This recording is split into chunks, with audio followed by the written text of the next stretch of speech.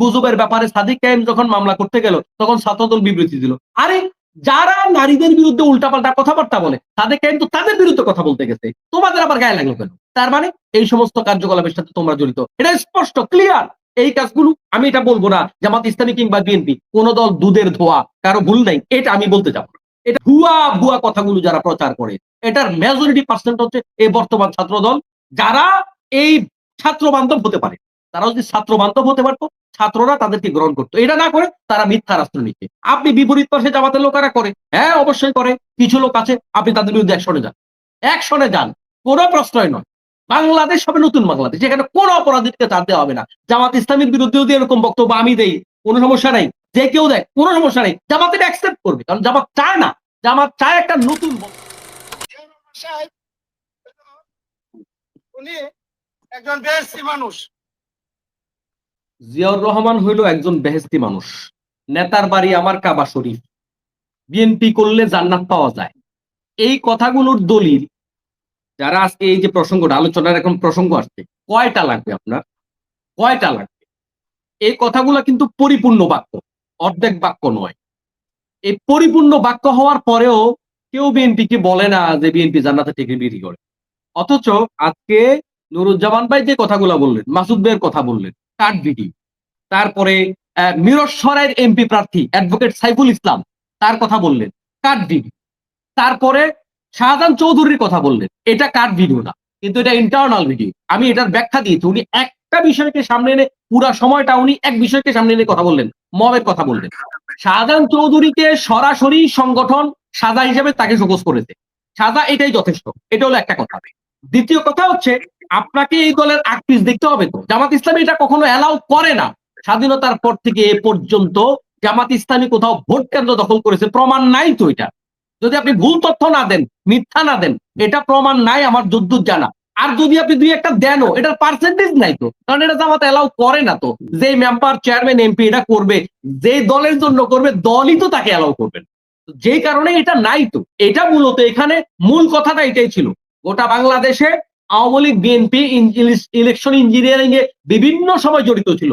এই কারণে জনগণ যেহেতু জামাত ইসলামকে একটা বড় সংখ্যা চাচ্ছে, এটা জামাত ইসলাম ক্ষমতায় যাক কিংবা জামাত ইসলামে এখানে 100টা এমপি হোক, যেটাই হোক, মানে এমপি হিসাবে ক্ষমতায় যাক আর গোটা দল জোরে ক্ষমতায় যাক, যেটাই হোক না কেন, এই ক্ষমতায় যাওয়ার ক্ষেত্রে, এমপি হওয়ার ক্ষেত্রে, সংসদ সদস্য হওয়ার ক্ষেত্রে একটা জিনিসের সমস্যা হতে পারে, সেটা ইলেকশন ইঞ্জিনিয়ারিং এবং পাওয়ার পলিটিক্স। এই একটা জিনিস আছে, আপনি যদি মাঝে মাঝে ওই যে একটা কথা আছে না, আপনি মারতে পারবেন না কিন্তু ধমক যদি দিতে না পারেন, আপনি এখানে টিকতে পারবেন না তো। ঠিক সেটারই অংশ, এবং সে এটার ব্যাখ্যা এভাবে দিয়েছে, এবং বাস্তব ফিল তো তাই। জামাত এটা অ্যালাউ করবে না, একবার কোথাও জামাতে নিজে মত করবে, জামাতই তাকে সাজা দিবে, এটা অ্যালাউ জামাত ইসলাম করে না। এবার আসেন, জামাত তো মুখে বলেছে, এ পর্যন্ত কত ডর্জন জায়গা দরকার নুরুজ্জামান ভাই, যেখানে জামাতের মিছিলে, মিটিং এ, মসজিদে, সমাবেশে, রাস্তাঘাটে, বিভিন্ন দাওয়াতি কার্যক্রমে মাইক ভেঙেছে, কয়টা দরকার? আপনি এটারে মব বলে না, একটা লোক মুখে বলেছে এবং সেটার ব্যাখ্যা সে মানে দিয়েছে, এবং জামাত তাকে সাজাও দিয়েছে, আপনি সেটাকে মব বললেন? মুখে শুধু বলেছে।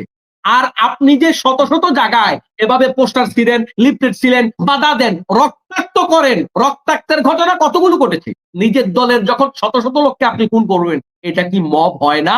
আমরা খালেদা জিয়ার আসনে কাউকে নির্বাচন করতে দেব না, কোনো প্রচার হবে না, এটা কি, এটা কি মব না? এটা সন্ত্রাসবাদ না? কেন? খালেদা জিয়াকে সম্মান করে না এমন বনিয়াদব বাংলাদেশে যার জন্ম, সবাই সম্মান করে, আমরাও সম্মান করি। খালেদা জিয়াকে নিয়ে পোস্ট করেনি জামাতের কোন নেতা, আমার মনে খুঁজে পাবেন না আপনি। সবাই তার প্রতি একটা ভক্তি, ভালোবাসা এদেশের আপামর জনতার আছে, তিনি আপসহীন নেত্রী, কোনো সন্দেহ নেই। কিন্তু সেই খালেদা জিয়া, জিয়াউর রহমানের আদর্শ এখন বিএনপির মাঝে আছে। ওরা ভারতের কোলে উঠে বসছে, এটা বুঝবার জন্য বড় ডক্টরের ডিগ্রি লাগে না, আপামর জনতাই বুঝে গেছে। এখন আপনি যে মপ মপ বললেন, এভাবে মপ করলে মানুষ তো ভয় পাবে, আমি আপনার সাথে একমত, মপ করলে মানুষ ভয় পাবে। কিন্তু এখন পাবলিক পারসেপশনটা কি আসলে? মানুষ তো জামাতকে ভয় পাচ্ছে না, মানুষ তো ভয় পাচ্ছে দেখি বিএনপি কে। তাহলে মপটা কে করতেছে? আপনি যান মাঠে একটু, মানুষ কাকে ভয় পাচ্ছে? আপনি আগামীকাল একটা ভিডিও মানে মেক করেন, আপনি আপনি যেখানে আসেন ওখানে আপনি একেবারে আপামর জনতার কাছে যান, বাংলাভাষী মানুষদের কাছে যান, যে বাংলাদেশের মানুষ কোন দলকে ভয় পায় এখন, ভয়ের যদি প্রশ্ন আসে, আপনি দেখবেন অকপটে আপনি 100-র মধ্যে 10% ভোট পাবেন না যে জামাতকে ভয় পায়, এটা 10% পাবেন। বাকি সবটা আপনার দলের দিকে, আপনি দেখবেন যে আপনার দলের বিপক্ষে ভোট আসছে। তো তার মানে ভয়টা মানুষ কাকে করছে? অতএব এই বিষয়গুলো আমাদের মনে হয়, আমি যেটা মানে মনে করছি যে এখানে আমাদের যৌক্তিক কথা বলা উচিত। অন্যথায় আমরা যারা কথা বলি, আমরা কে কোন দায়িত্বে আছি এটা বিষয় না। কিন্তু মানুষ মনে করতেছে নুরুজ্জামান সাহেব কিন্তু বিএনপির লোক। মামুন হোসাইন হাবিবি জামাতের লোক। মানুষ কিন্তু মনে করে। কে কোন দায়িত্বে আছে এটা বিষয় না। যেন আমাদের কথায় কিন্তু জামাতের ভোট কমবে বাড়বে, বিএনপির ভোট কমবে বাড়বে। অযৌক্তিক বিষয় আমরা যত সামনে নিয়ে আসবো, দেখবেন আপনি ততই কিন্তু জনগণ এটাকে নেগেটিভ ভাবে নিবে। এজন্য আমার মনে হয় জামাত ইসলামের আপনি যে ২-১ জন প্রার্থীর কথা বলেছেন, আমি অকপটে বলেছি। হ্যাঁ, রং, কোন সমস্যা নাই। আমরা এভাবে যদি রং রাইটটাকে আমরা মানে রাইটটাকে রাইট, রংকে রং আমরা যদি বলতে পারি, আমার মনে হয় এটা দলের জন্য ভালো। পেশি শক্তির ব্যবহারের যে বিষয়টা আমরা এতক্ষণ ধরে আলোচনা করলাম, এটা কিন্তু সামনে কেউ করতে পারবে না ভাই। যদি কেউ করার চেষ্টা করে, জনগণ তাকে ছুড়ে মারবে। এটাই বাস্তবতা। সামনে এটা কেউ করতে পারবে না। আমার তো মনে হচ্ছে নতুন যে নির্বাচন সামনে আমাদের হবে, এই নির্বাচনটা হবে অতীতের সকল নির্বাচন থেকে ব্যতিক্রম। কিরকম ব্যতিক্রম? দাবি, জাবি, তারপরে রাবি, ওই সমস্ত নির্বাচনগুলোতে মেয়েরা যেভাবে ভোট পাহারা দিয়েছে, সামনের নির্বাচনে আমার মনে হয় এবারের নির্বাচনটাতে স্পেশালি নারীরা, যুবকরা, বৃদ্ধরা, শিশুরা ভোট পাহারা দিবে। এবং এক্ষেত্রে যারাই প্রভাব বিস্তার করার চেষ্টা করবে, তাদের কিন্তু ভোট কমে যাবে। এজন্য আমার মনে হয় অনলাইনে হোক, অফলাইনে হোক, আমরা অন্যদেরকে মবের কথা বলছি, অন্যদেরকে গুপ্ত বলছি, অন্যদেরকে আমরা বলি যে এরা গুজব ছড়ায়। অথচ আপনি দেখেন ঐদিন গুজবের ব্যাপারে সাদিক কায়েম যখন মামলা করতে গেল, তখন ছাত্রদল বিবৃতি দিল। আরে যারা নারীদের বিরুদ্ধে উল্টাপাল্টা কথাবার্তা বলে, সাদিক কায়েম তো তাদের বিরুদ্ধে কথা বলতে গেছে। তোমাদের আবার গায়ে লাগলো কেন? তার মানে এই সমস্ত কার্যকলাপের সাথে তোমরা জড়িত। এটা স্পষ্ট, ক্লিয়ার। এই কাজগুলো আমি এটা বলবো না জামাত ইসলামী কিংবা বিএনপি কোন দল দুধের ধোয়া, কারো ভুল নাই, এটা আমি বলতে যাব না। এটা বলার সুযোগও নাই আসলে। কোটি কোটি মানুষের দল, স্পেশালি এই দুইটা দল কোটি কোটি মানুষের সমর্থনকারী দল। এখানে আমি আপনি এটা বলার কোনো সুযোগ নেই।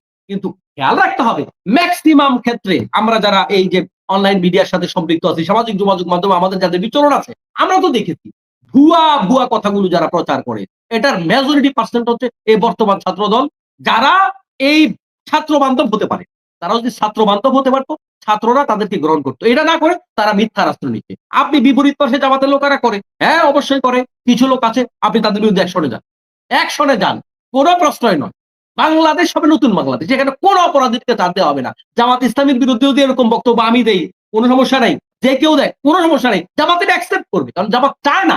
জামাত চায় একটা নতুন বন্দোবস্ত। এই ক্ষেত্রে জামাতের কোন লোক অপরাধ করবে, জামাত ইসলামী তার জন্য মোটেও সুপারিশ করবে না। বরং বিএনপির কোন লোক যদি মাজলুম হয়, এখানে যদি প্রয়োজন হয় জামাতের কোন অ্যাডভোকেটের মানে সহযোগিতা করা, জামাত ইসলামী সহযোগিতা করবে। এটাই হচ্ছে বাস্তবতা। নতুন বন্দোবস্তের বাংলাদেশে আমি বিশ্বাস করি যে আমাদের একটু নতুন ভাষায় কথা বলা উচিত। ৭১ নিয়ে ব্যবসা বাণিজ্য করা বন্ধ করে ৭১ আমরা ৭১ যারা যোদ্ধা তাদেরকে স্মরণ করি, তাদের জন্য দোয়া করি, তাদেরকে আমরা ওন করি। কোন সন্দেহ নেই যে ভুল বোঝাবুঝি ছিল সেটা নিয়ে আমরা আর কথা বলতে চাই না। নতুন বাংলাদেশ কিভাবে আমরা বিনির্মাণ করতে পারি, কারণ একটা দল তো দেশ বানাবে না। একটা দল এবার ক্ষমতা যাবে, আরেকটা দল আবার ক্ষমতা যাবে, এবার বিএনপি যাবে, তারপর এবার জামাত ইসলামী যাবে। সমস্যা কোথায়? আমরা সবাই মিলে একে অপরের পরিপূরক। আপনি দেখেন, আমি কয়েক ডজন উদাহরণ দিতে পারবো যে জামাত ইসলামীর এমপিরা বিএনপির এমপিদের ব্যাপারে বলেছে, আমরা যদি এমপি নির্বাচিত হই, আমরা আপনাদের ম্যান্ডেট গুলো, আপনাদের ইশতেহার গুলো আমাদের ইশতেহার বানাবো। এবং ৪টা বিশ্ববিদ্যালয়ের প্রত্যেকটা ভিপি এই কথা বলেছে, আমাদের বিরোধী প্রার্থী যারা ছিল, আপনাদের ইশতেহার গুলোকে আমাদের ইশতেহারে সংযোজন করে আপনাদের সাথে নিয়ে আমরা দেশ গড়বো। কিন্তু বিএনপির লোকেরা কি করেছে? বিএনপির লোকেরা আমরা ওদের আসতে দেবো না, ওদের কাজ করতে দেবো না, ওদের পোস্টার লাগাতে দেবো না, ওদেরকে আমরা নাই, দেশ থেকে তারা করবো, ওদেরকে আবার ৭১, আমরা আবার বিচার চাই, আমরা আবার চাই যে বাংলাদেশে আবার স্বাধীনতা বিরোধী, মানবতা বিরোধী অপরাধের বিচার হোক। অপরাধের বিচার হওয়া তো ভালো, কিন্তু এখানে মেনশন করা হচ্ছে জামাত ইসলামকে, মানে জামাত ইসলামের আমরা আবার বিচার করবো। এগুলা হিংসার রাজনীতি না, যেখানে খালেদা জিয়া ডিপেন্ড করেছে জামাত ইসলামের নেতৃবৃন্দকে, যেটা ভুয়া বিচার, সেখানে আপনি কি এর চেয়ে বড় বিএনপি হয়ে গেছেন? আপনি এগুলো বলার দরকার নাই তো। এগুলা না বলে জামাত ইসলামী যেভাবে করেছে, এবং গতকালকে একটা ঘটনা ঘটেছে, আমি স্পেশালি বিএনপির সালাউদ্দিন সাহেবকে আমি ধন্যবাদ দিচ্ছি। জামাত ইসলামীর একজন এমপি প্রার্থী, তার সম্ভবত আম্মা মারা গেছে কিংবা বাবা মারা গেছে, তিনি তার বাড়িতে গেছে। আমরা তো এটা চাই। আমি দেখেছি আপনার মানিকগঞ্জ ১ আসনের প্রার্থী, ২ আসনের প্রার্থী জাহিদুর রহমান, জামাত ইসলামের প্রার্থী, তিনি বিএনপির অফিসে গিয়েছেন এবং বলেছেন আপনারাও আমার অফিসে যাবেন। আমরা এটা চাই। আমরা ওরে পোস্টার লাগাতে দেবো না। তো এইগুলো কি জামাত ইসলাম কোথাও করেছে যে ওদেরকে আমরা নির্বাচনে আসতে দেবো না, কেন্দ্রে আসতে দেবো না, মারবো, ধরবো এবং কোথাও মেরেছে এরকম কোনো প্রমাণ আছে? কিন্তু শত প্রমাণ পার হয়ে গেছে যে বিএনপির লোকেরা রক্তাক্ত করে দিয়েছে, না কাজ করতে দিব না। এটা কি? এটা মব না ভাই? এখন এগুলা বন্ধ করা দরকার ভাই। এগুলা যদি আমরা করি, জনগণ এগুলা কিন্তু জবাব দিয়ে দিবে। জনগণ জবাব দিবে এবং জনগণ সেই ভোট পাহারাও দিবে। অতএব নতুন বন্দোবস্তের বাংলাদেশে আমি মনে করি মতের ভিন্নতা থাকবে, মতের ভিন্নতা থাকবে, কিন্তু আমরা একে অপরের পরিপূরক সহযোগী। আমরা একে অপরের পার্টি অফিসে যাব, আমি একে অপরের বাসায় যাব, আমি আপনার ইশতেহারকে আমার ইশতেহার বানাবো, আমি ক্ষমতায় গেলে আপনি দেশের জন্য যা চান আমি আপনার মতামত দেব। এই সোনার বাংলা আমাদের মানে গড়া দরকার, এই জন্য আমাদের পরিকল্পনা করা দরকার। সবাইকে মোবারকবাদ। আল্লাহ হাফেজ। আসসালামু আলাইকুম ওয়া রাহমাতুল্লাহ।